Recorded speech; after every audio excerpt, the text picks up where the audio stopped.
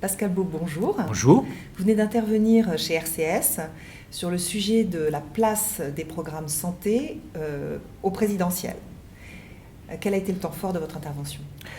De mon point de vue, le temps fort, c'était la deuxième partie, c'est-à-dire la partie explicative. Pourquoi les politiques frustrent-ils le débat sur la santé des Français, qui est un sujet qui intéresse par définition les Français? Pourquoi aussi ces caricatures, parfois idéologiques, entre la droite et la gauche, où on ne va pas assez au fond des choses? Donc, de ce point de vue-là, même si cette fois-ci, en 2017, on a eu un commencement de débat à partir d'une proposition de François Fillon, reprise négativement par l'opposition, donc la majorité actuelle, il n'est pas sûr que d'ici le mois de mai, nous ayons un débat très important. C'est malheureusement un sujet de frustration, alors qu'il y a tellement de choses à dire et formidablement intéressantes pour la population et les acteurs.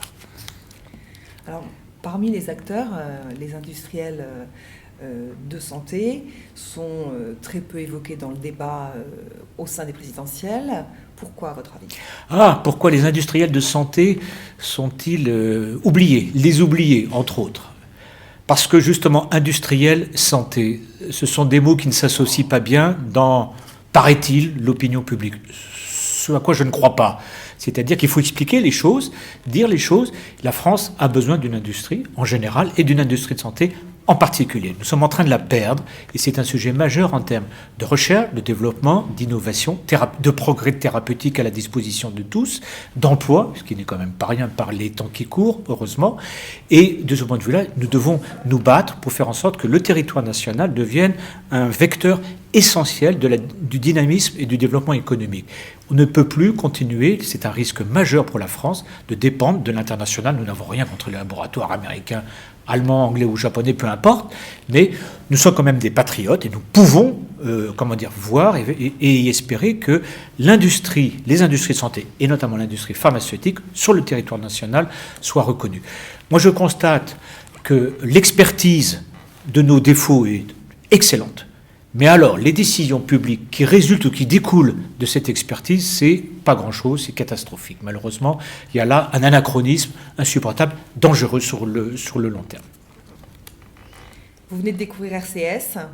Si vous deviez choisir une de ces trois lettres, RC ou S, quelle serait-elle et pourquoi ? R, réseau. Pourquoi ? Parce que communication santé, elle est intrinsèque à ce que nous sommes et à l'activité professionnelle des membres de RCS. Réseau parce que c'est quelque chose de vivant, de dynamique, de réactif, d'ouvert. Donc vous accueillez de l'information, de l'idée, du débat et vous-même vous allez vous en projeter.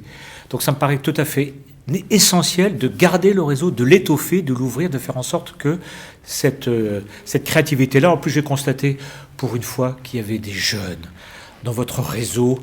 Et nous voyons tellement d'instances sur la santé où j'en fais partie, donc je peux m'accuser, il n'y a pas de souci, je serai pardonné. Trop d'anciens qui ont certes vécu des expériences formidables, furent des gens remarquables, mais il est peut-être temps que la transmission se fasse. Voilà pourquoi réseau, c'est très important.